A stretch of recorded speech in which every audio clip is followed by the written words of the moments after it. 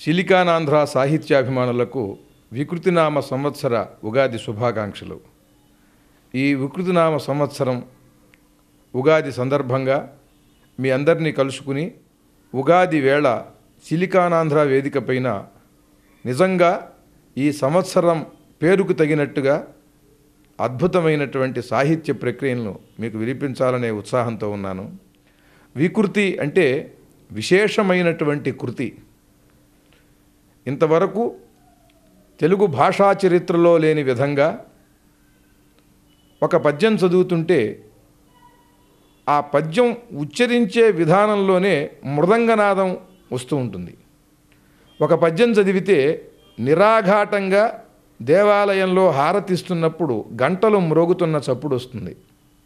ఒక పద్యం చదివితే శంఖం పూరిస్తున్న ధ్వని వస్తుంది. ఒక పద్యం చదివితే మోర్సింగ నాదం వస్తుంది.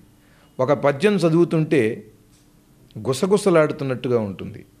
ఇటువంటి అద్భుతమైన అపూర్వమైన సాహిత్య ప్రక్రియలు ప్రయోగాలు వీటన్నిటినీ సిలికానాంధ్ర ఉగాది వేదికపై మీ అందరికీ వినిపించాలనే ఉత్సాహంతో బయలుదేరుతున్నాను.